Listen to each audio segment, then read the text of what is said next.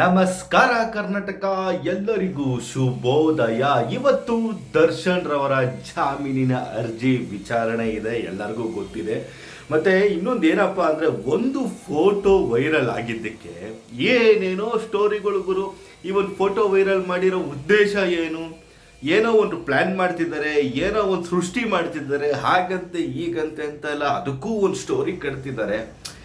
ಏನು ಮಾಡೋಕ್ಕಾಗಲ್ಲ, ಏನೋ ಒಂದು ಸಿಕ್ಕಿದ್ರೆ ಸಾಕು ಹಾಕೊಂಡು ರುಬ್ಬೋ ಅಂಥದ್ದು ಅವ್ರ ಕೆಲಸನೇ ಆಗಿರುತ್ತೆ. ಮತ್ತು ಇನ್ನೊಂದು ಏನಪ್ಪ ಅಂದರೆ, ಇವತ್ತು ಮಧ್ಯಾಹ್ನ ದರ್ಶನ್ ರವರ ಜಾಮೀನಿನ ಅರ್ಜಿ ವಿಚಾರಣೆ ಇದೆ.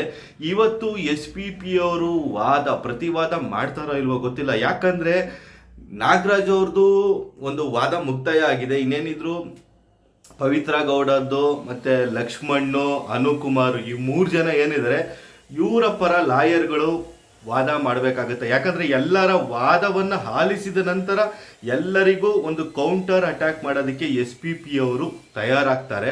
ಆಲ್ರೆಡಿ ಆಕ್ಷೇಪಣೆ ಅರ್ಜಿ ಅಂತೂ ಸಲ್ಲಿಸಿದಾಗೋಗಿದೆ.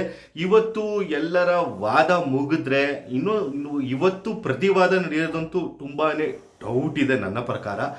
ನೋಡೋಣ, ಇನ್ನೂ 1-2 ದಿವಸ ಮುಂದಕ್ಕೆ ಹೋಗೋ ಚಾನ್ಸಸ್ಸು ಕೂಡ ಜಾಸ್ತಿ ಇದೆ.